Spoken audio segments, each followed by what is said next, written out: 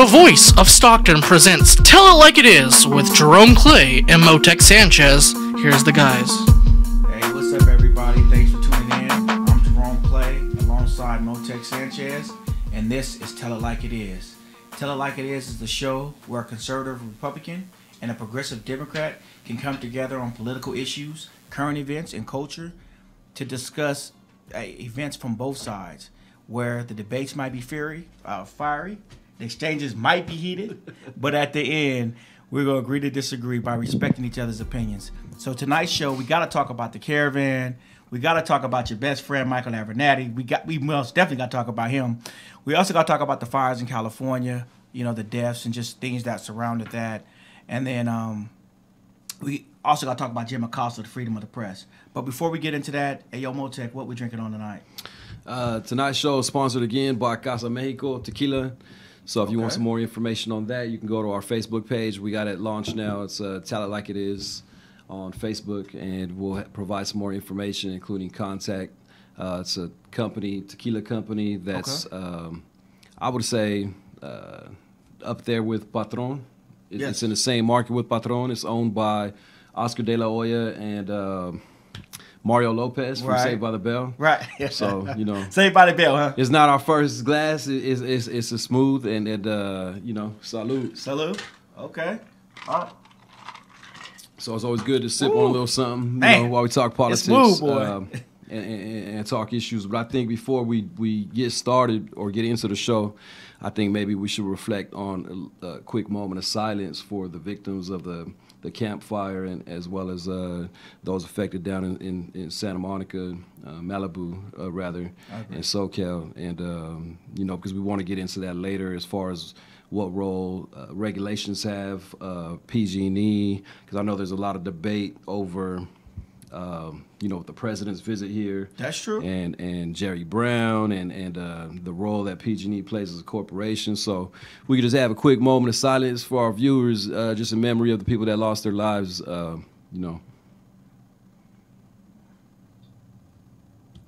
All right, so let's get into the show. Let's get into it. So you know what? Since we at the moment of silence, let's segue into that first. Okay. Let's talk about the fires, right? So I know you're a Democrat, right? And I know you love Jerry Brown, the Honorable Jerry Brown. You love him. Now he had opportunity. I wouldn't say love. Okay, he had opportunity, right? Love is a strong word. About 2 years ago, 2016, to pass a bill, right? But he vetoed the bill, right? He Which vetoed bill the bill. was this? Now I think the bill was an SB 1463, okay. Right?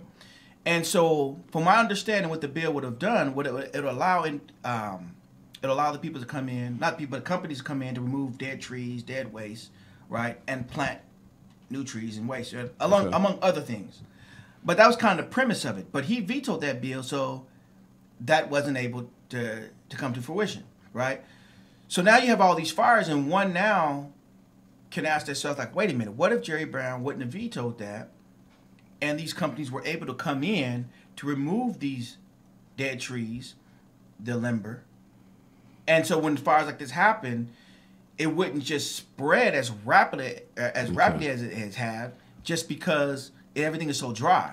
So I know a lot of people are, you know, because I've seen on social media and heard people debate back and forth, and a lot of people will bring that up as you are, as one of the reasons or the causes. My opinion is that, honestly, I think that's a diversion from the tragedy that occurred. I think that it's a kind of a way to politicize a tragic event that they're not related. And the reason why I say that is because even if all of that was done, this was the type of fire, now that more information and more evidence is coming out, the type of fire that spread so fast, and it's looking like it was actually a combination of two fires. Right. That happened from the result of faulty equipment and power failures from PG&E equipment in the area. So there was actually two fires that started. But didn't they say something about campfires that and everything right now is just alleged. They haven't really investigated yet. So this is all speculation, but I even heard that it might have started from a campfire, and then that the gust of wind came in and blew the campfire. So that's some of the things that have been out there. So let's tell it like it is, right? Okay. Let's dispel that myth. Right. The reason why it's referred to as a campfire is because it started on Camp something road, Camp Creek Road or something like that. Okay. It started there, and that was where the fire was first reported from the outpost, from the forestry guard out there, and it was in an area where it was on private land, where PG&E had actually emailed the owner of the land to get access to the land because they were noticing power surges or a fault in their system. Right. So witnesses are saying, well, the equipment was sparking, or they had a power failure that is noted on their system at like 6:10 a.m. in the morning. Mm-hmm. At 6:15 was a first report of the fire in that same area. So from there it spread, and because of the location it was in, they assumed that it's PG&E. It could not be easily reached from the firefighters because of the side of the road. It would not fit, with the ridge. It just wasn't able to get men and equipment there because the winds were up to 72 miles an hour. It then took the embers and just started spreading it like wildfire, right? That's why it's called a wildfire. And the reason why I bring that up is because I think because of those circumstances in how it started, no amount of raking the forests like President Trump is suggesting, right, that now the president is feeling, saying, I don't know where he got that from because I never said that. But that's neither here nor there. My thing is that this fire was so immense that even if that had been done, even if everything, Jerry Brown would have passed everything and he did everything conservatives and Republicans wanted to, it still would not have stopped this fire. Now let's ask this, because you said it still would have happened no matter what. The fire still would have happened. I'm talking about containment issue. That's what we're talking about. That's why it spread so fast. But if everything is dry, right, wouldn't... But everything's not dry. But everything is dry because you're not allowed to water, right? You only can water 2 times a week. What is it, 2 or 3 times a week we can water? I can't. I don't have that information, so I can't speak to that. I'm just saying. I'm not saying there. I'm saying us, even as civilians. Yeah, but the drought was officially called back last summer. Last summer. Okay, so we're not in a state of drought anymore, so that's not the cause. I'm not saying that's the cause. The trees look pretty green to me out there. Okay. Right? No. Okay. So we can't say they're all dried up. No, there are trees that are dry out there, and so my thing is, should he have allowed them to remove the trees and plant new trees? These trees are dead. But let's segue past that. Jerry Brown also signed a bill that says PG&E, if they get sued, just paraphrasing, mm-hmm, that they will pass the cost on to the consumer. So that means that with this fire that's going on, that Paradise burned down and other things, all these deaths, there's going to be multiple lawsuits, millions and millions, maybe. Oh no, it's going to be well into the billions. Right, so billions of dollars, right? 42, I believe it was. I think the deaths is even raised higher. No, it was over 12,000 structures have been burned. So over 47,000 people have been So watch this. Jerry Brown passed a bill that will allow PG&E to pass the cost on to us, the consumers. So now what's going to happen is, if it is, let's just say it's PG&E's fault. Okay. We don't know. Right now, it looks like it's PG&E's fault. But we don't know, right? Times 2. We're just assuming. But let's just... No, we're looking at evidence, and the evidence coming in they haven't to a certain corporation. But let's just go with it that it is PG&E's fault. What does that mean to us, right? So what it means to us is our rates are going to skyrocket higher because of the bill. So that means that we're going to absorb all these costs. So let's look at that. Okay. Right? And you're correct that Jerry Brown did just sign a bill. He did. Saying that PG&E has the right to pass the cost of their lawsuits from fires that their faulty equipment caused. Correct. But that was from back in 2016, I believe. So because it's 2016 but versus it was only it was only for that year. It was only for that fire. But it makes it right?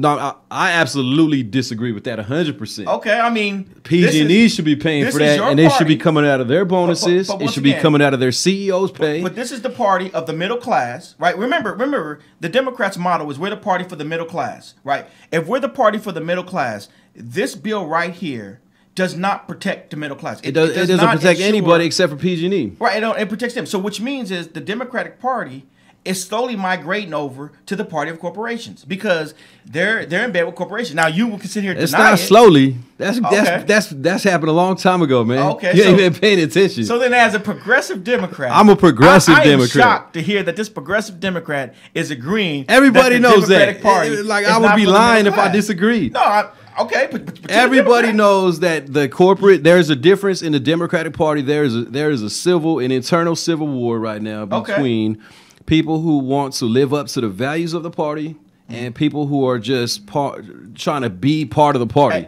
And you know what? Okay, and not just to segue off this subject because it's very important, but the values of the party. Let's talk about the values of the party. The values of the party. Let's talk about the values of the party.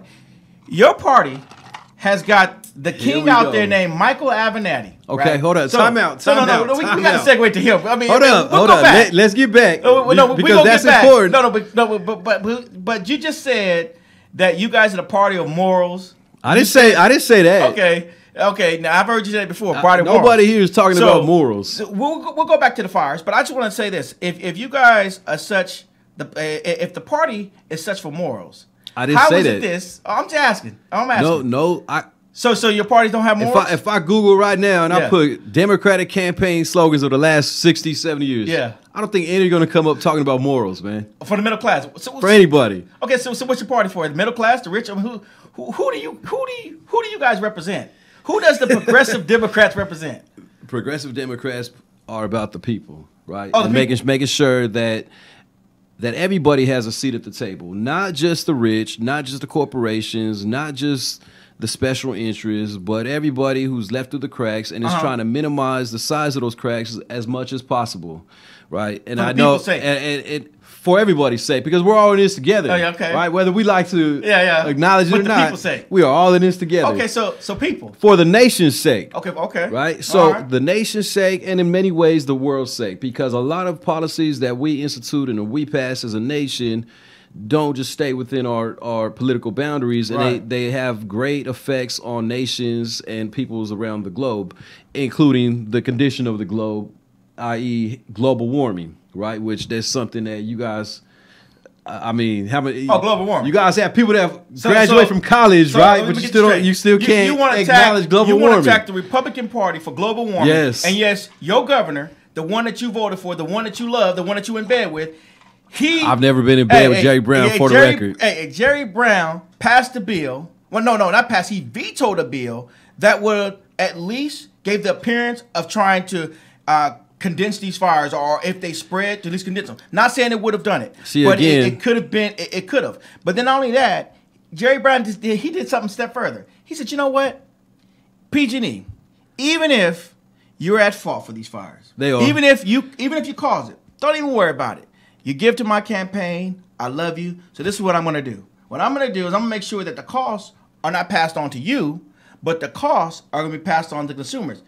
And I didn't hear one Democrat come up and say, oh, my God, we're the party for the middle class. We're the party that protects the people, as you said. Oh, no, the nation, right? We're the party that protects the nation. You were silent on it. Right? Who I was? You were signing on it. I wasn't. No, you were signing on it. You can't say that I was. That's why you're laughing at, because you're signing on it. I don't hold an office. I'm not the Speaker of the Assembly. I'm not. Now you could say that nobody from the party came out, right? Okay. But you can't say Democrats didn't come out, because a lot of Democrats. I am, and that these are a lot of the issues that we have spoken out against. So you can't just put a blanket accusation across all Democrats. Okay, I'm just saying. I mean, I'm clarifying. I'm telling it like it is. Okay, well, let's tell it like it is, because your party is now supposed to be the party for the middle class. That's your slogan. No, Nancy Pelosi preaches that's not the slogan. We're the party of the middle class. The Republicans are the party of the wealthy. They're the party of the corporations, and we look after the little man. The Republicans have never themselves said that. Oh, they have. People can tell. Oh, okay. Right? Oh, no. People can tell. That's what's going on. You're right. People, you can tell. You can tell. People can tell. You can look at the Democrats' actions right now, and you can slowly tell. Because let me tell you how you can tell, right? Not to segue off of this, but this is how you can tell, because he said you can tell.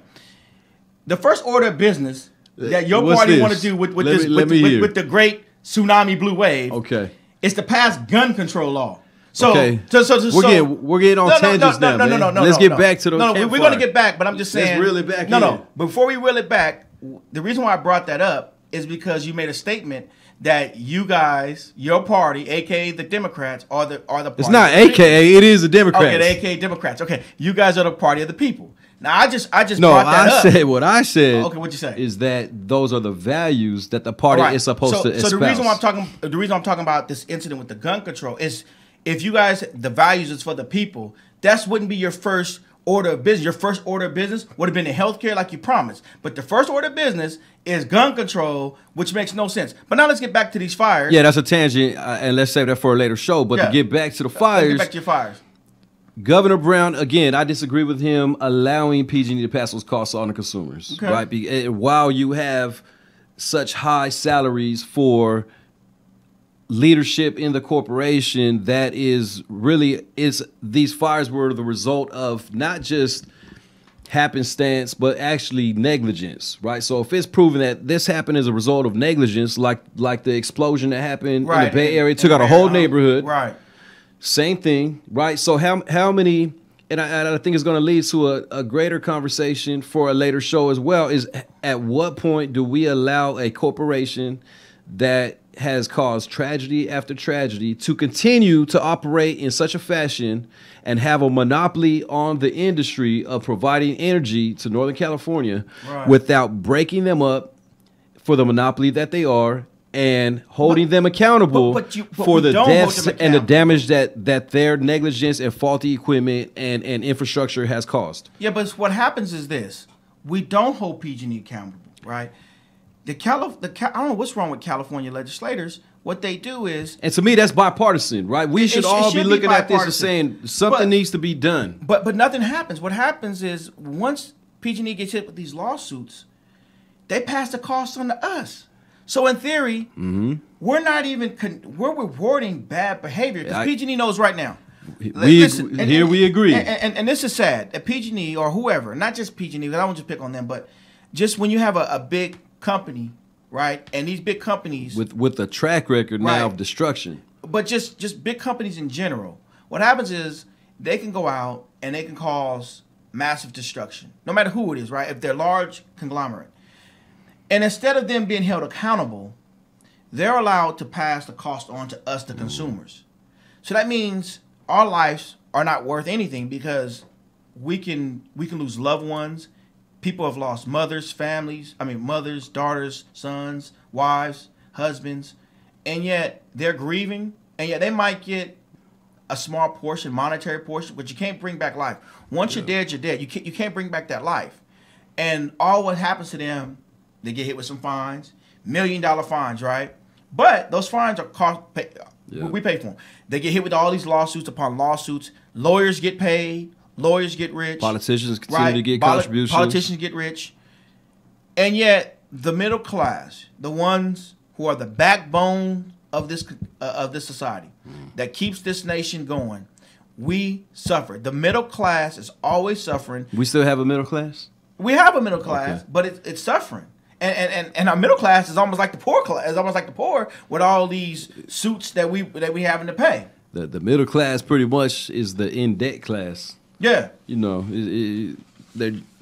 it's getting smaller and smaller, and I think those are the bigger issues that need to be discussed, and bipartisan solutions have to be found. And I think that both parties in the California legislature have to come together and find a resolution to deal with PG&E and the damage that they've caused in the explosion in the Bay Area. I don't know if it was San Bruno or whatever. I don't remember the name of the neighborhood, right? San Bruno. Right.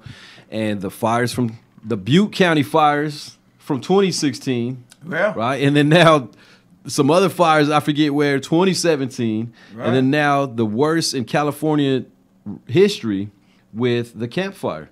And I think that is the bigger issue, instead of talking about what leaves weren't raked and what trees weren't planted and I don't know what the heck, Donald Trump was talking about. But I think that those things are diversions and distractions, and we need to get down to the nitty-gritty of the real issue. Okay, let's tell it like it is, okay? Now, if you have trees out there that are dead, right, and you do have, and what he was talking about, the leaves that are dried up. If you do have, which is windy these days, a gush of wind, when it hits, if it hits a dry leaf or hits a dry tree, it's gonna erupt faster. But if it hits a nice green leafy tree, so, it went up in flame all the same. I'm not saying that the fires would not have happened. What I'm saying is, could all these deaths have been prevented or even slowed down, meaning that people could have evacuated faster? And that's a good question. I'm not saying that. So let me be clear. I'm not saying that just because Jerry Brown would have signed this into law that this wouldn't have happened. What I'm asking is this. That's important to clarify. Could it have been slowed down, meaning that it wouldn't have happened so fast? People would have time to evacuate if these trees were removed. And could have been as less. And not because 90% of Paradise is burned to the ground. That's a fair question, right? And that's the question. From looking at the evidence that I've already read from the Los Angeles Times and various other sources, that gives a breakdown hour by hour of how the fire spread. I would say no, based on the fact that this was unusual circumstance, and it was a combination. It was a perfect storm, so to speak, of high winds. That all it took was that spark from whatever faulty equipment that, by the way, happened on private property. So even if there was regulations on public forests, it still would not have prevented this fire because it started on private property, from what it's looking like. Okay. So the first fire, it's looking like there was a combination of two fires. The other thing is because of the way the town was built, and it was really a breakdown of their emergency evacuation. Because it was so grand in scale that the needs just could not be met. There was not enough resources. The roads to escape, handle traffic of like 1,200 cars at rush hour, and you have a town now of 27,000 all trying to leave at the same time. It couldn't happen, right? It couldn't have happened. That's what I said. So if like you're saying, if the trees were green, the trees look pretty green. I'm not saying it would have slowed it down, but could have slowed it down. I don't think it would have. And could have gave people time to evacuate. In this case, I don't think it would have. I think this spread so fast, and the main factor was the wind. But we will find out, because I know they're going to have investigations and something will be determined. But let's segue into this, the caravan, right? Okay. We talked about this before, and now reality's here. We talked about last show, right? Last show, and then the show before. But now reality's here. Now they're in TJ. Right. So you have approximately 3,000 or so in TJ, right? Now I heard 5,000, and but the numbers are fluctuating. On Nightline, they were saying something like they estimate up to 10,000 will come. Or coming. Yeah. So now I'm gonna ask you this, because Democrats are quick to call people racist when they don't accept them. A lot of Tijuana citizens came out saying, "Go home. Yep. You're not welcome in our country." Right? There's an influx in Tijuana. They're sleeping on the baseball fields. They're sleeping on the benches. The city of Tijuana is not equipped to handle the influx of this population. And there's another 10,000 that are coming. And then this is important. President Trump signed an executive order, and just paraphrasing the executive order, that if Mexico offers you asylum, that disqualifies you from seeking asylum in the United States. Now, Mexico, what they did is they offered them asylum. So if you look at that executive order, they're not qualified. They won't even if they get, they're waiting at the port of entry, even when they apply for asylum, they can't come in. They have to wait in Tijuana. And they're saying it could take up to 6 months, up to 6 months to see a judge, which means they're going to be in Tijuana for up to 6 months, right? 10,000 more are coming. And then if they get denied, what happens then? Because Mexico has said, we will give you asylum. So what happens then? I mean, do your party? That's a good question. And I don't think, well, first of all, the Democratic Party is not in a position currently, maybe in California, but federally, not in a position to call the shots, so to speak, when it comes to this fight. Because they're not? They didn't have opportunity? No, I'm saying currently right now. No, but I'm saying with Donald Trump as the president. No, so he didn't. And have control of the Senate. But that's not true, because remember, see. Right now. No, let me tell you what happened. We're not talking about when Obama was president. No, I'm talking about what Trump did. And I don't understand why the Democrats didn't give him that wall. He did a proposal. He said, okay, let's do immigration. I'll give you DACA. I want the wall. And they were like, no, we don't want you to build a wall. But let's talk about the wall. And let's talk about the wall. No, but I've said this before. Trump, it'll be so hard for him to really build the wall that he wants because you have to take the lands from property owners, which means they're going to challenge that in court. Yep. That's going to take years upon years Just upon like years. we have with the bullet train here in California. Right. So what'll happen, Trump might even never see his wall fully developed. He won't. So if the party of the that middle wall class, never will get developed. no, right, it probably won't. But if the party really cares about the middle class and they cared about immigration, that was a bill that could have said, you know what? We'll give you the wall. Right? Why would they do that though? Why would they say let's give billions of dollars to a wall that's not going to still first is off, not going to stop the money won't undocumented even be immigration? used. The money won't even be used. But not only that, It's they still could've not going to deal with because the root causes you of could've why got people are DACA. leaving their homelands, you could've why got they're being DACA. drawn here.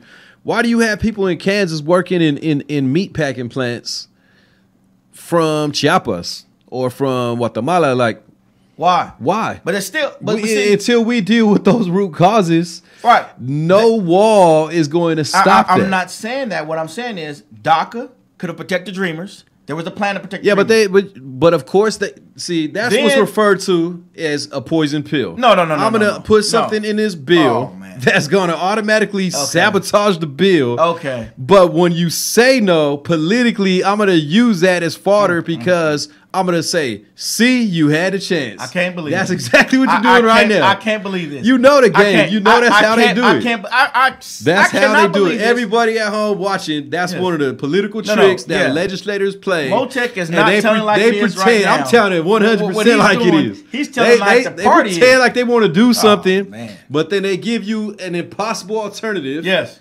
That they piggyback along so with. So you think he bait and switch? It wasn't a bait and switch. Okay. It was a poison pill. Oh, a poison pill. There's a difference. So let me get this straight. Poison pill. So he calling the poison. This is what he calling the poison pill. Listen to this. This is his poison pill. Trump is saying, let me build the wall. Because they know they which weren't you going to know go it's not for going to it. happen. Right. Let me build this wall. It's not going to happen. Especially at that but cost. I'm going to give you DACA. Let's work on the immigration. So wait a minute. Let's fix the issue. Republicans and conservatives are supposed to be fiscally conservative, right? Okay. Right. See, now you want to flip it. Fiscally conservative. Okay. So you mean to tell me? Flip it like it is not now. We're gonna flip it like it is because you sure ain't gonna tell like it is. Go ahead and flip. Hey, so flip you mean to tell me, Uh-huh. as a conservative Republican, yes, that you think that it's fiscally responsible to pay billions and billions of dollars for a wall that is still not going to stop the problem?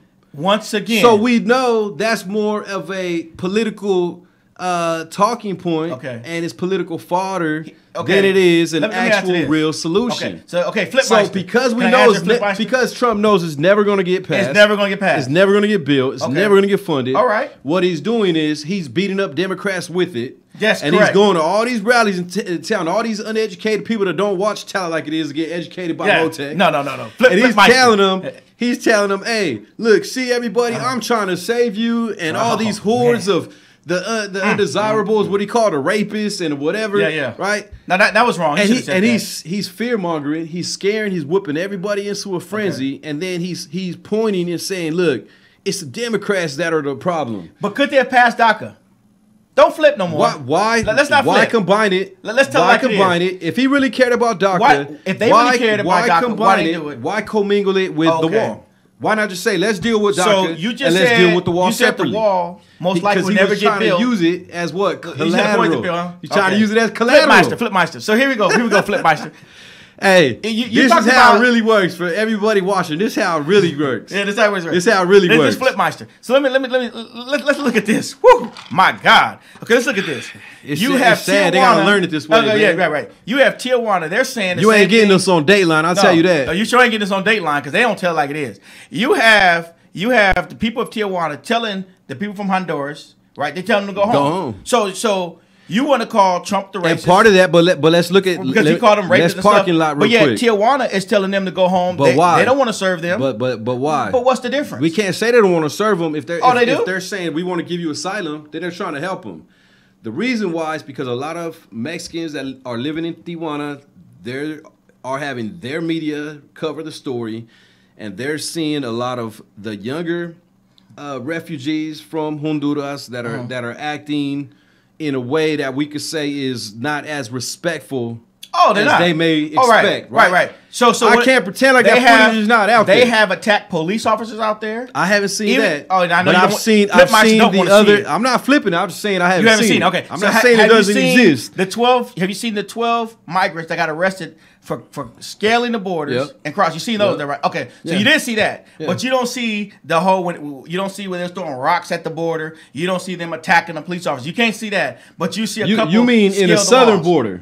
Okay, I saw that. But you saw that one. Here you go, commingling, man. This ain't the wall of DACA. You over here commingling. See? Woo. You know, if you go recycle and you got commingled goods, they're gonna dock the price on you. I know what the problem is. What's this drink called? You can't put glass together with aluminum. This is the problem. He's trying to put glass. He's trying to put the dark bottles with the light bottles. I apologize to you viewers. This tequila doesn't mess with his brain tonight. Hey, his brain is malfunctioning. So I apologize. I got to apologize. So I apologize to him. I'm sorry. Now you flipping. Oh, now I'm flipping. Now that's called flipping. Oh, that's flipping. So to get back to the issue. Yeah, let's get back to the issue. You have 3,000 of migrants right now in Tijuana. This is serious, right? They have affected Tijuana, right? Yep. They can't hold that, and you possibly have another 10,000 that's coming. I don't think anybody's denying that. And 99% of these individuals will not get into the United States because Mexico has granted them asylum. And now you're saying, why does it affect me? This is how it affects you. There are lawyers right now that are trying to fight in court for the caravan's rights. They're at the border right now trying to put because they're telling them there's a due process for people seeking asylum. But that executive order, how you go around the executive order? Because Trump signed it, and instead of covering the executive order, but that's the media's too busy covering other things. But that's part of the debate, right? The debate is, are they owed due process if they're seeking asylum for the process to figure out if in fact they're getting due process. It's not warranted. But they're getting due process. They're not getting due process if they're just at the border and they're saying, well, Mexico did this and the executive order did that, and so just go home. So Trump literally tweeted out today, this is the president of the United States. Okay. Forget about Trump as the personality, because he's in a role, a sitting president of the United States. I mean, think about it. Us growing up, I've heard several times, I'm sure you're familiar with it, the term presidential, right? Even Rolex got the presidential. Oh, yeah. Presidential watch. Like, presidential is supposed to mean like a high standard. That's true. We got the president of the United States tweeting, telling them, nobody wants you here, go home. Literally saying, go home. I mean, that's not... Is he saying the exact same thing the people of Tijuana are saying? Are the people of Tijuana supposed to be presidential? No, but are the people of Tijuana... Let's look at that. You're comparing the president to he's like saying, people that are like fighting them on the streets. So he's saying the same thing the people of Tijuana are saying, right? Are they not being Tijuanans? Are they not being respectful? I mean... he shouldn't have said that. Okay, I do not condone that. I'm just saying, there should be a certain standard to the office, right? Okay. And that's another tangent, but that's something that we need to all be reminded of, regardless of party. Is like, okay, look, the office is supposed to maintain a certain standard and level of respect, and it's just not happening. And that includes using the wall as a political ploy that he knows is never going to get funded, never going to get built. Correct. So why couldn't your party? So why use that as collateral to hold DACA hostage? I got you. Well, let's segue into this, because we're not going to agree on that. We're not going to agree on this. We're not going to agree on that because, we're going to agree to disagree on this. We're going to agree to disagree. But let's talk about this. Jim Acosta, right? And, I do believe in the First Amendment, freedom of the press. So for the viewers, who's Jim Acosta? So Jim Acosta is the White House. The CNN reporter. Well, he's for the White House. He exclusively covers the White House. So he follows the president, and he gives White House. And he works for CNN, correct? Briefings, right? He works for CNN. So he's a reporter that works for CNN. So was covering Donald Trump during a press conference in the White House. Right. Asked the question. So even Mr. Trump didn't want to hear, so he had him thrown out. No, see, I even talked about this on my post, and we got into this big old debate with it. He asked. First of all, he didn't ask a question. He got up, and if you listen to it, he said, "I challenge you." So it wasn't even a question. But anyways, he was in the president's White House. Right. That's the president's house. President said, "You're done. Sit down." That's the people's house. People's house. He lives there. That's his residence. For the time being. Regardless, but I'm saying he asked to give the mic back. He wouldn't give the mic back. Altercation with the girl. She tried to grab the mic. He pushed away. You know, I don't believe Was there's it no a push or was it an there. elbow?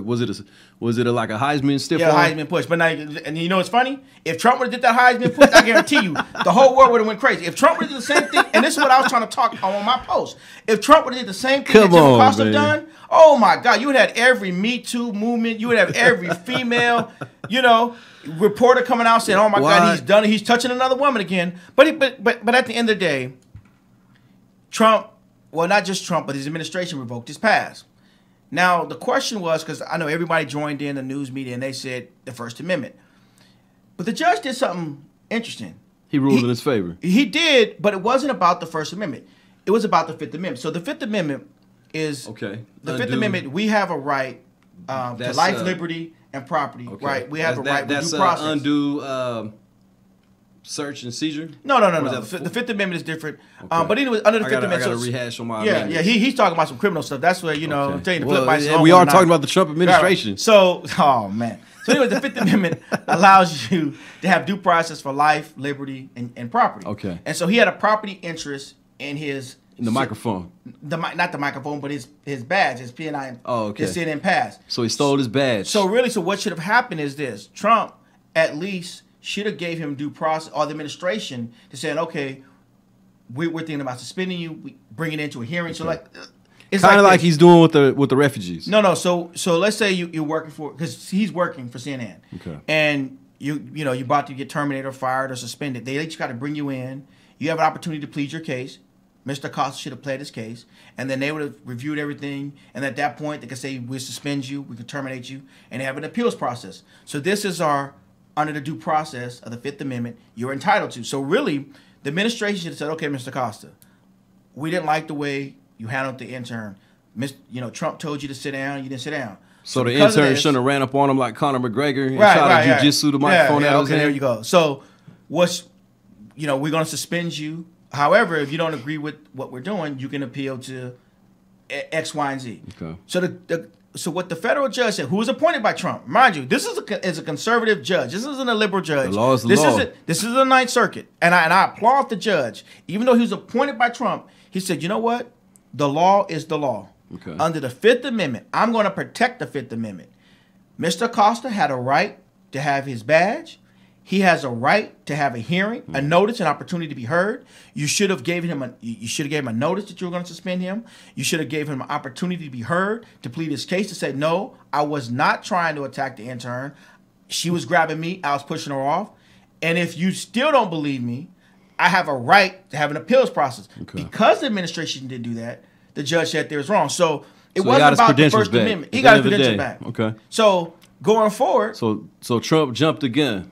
He jumped the gun, but I think what it was is, once again, he loves doing this, the whole rhetoric.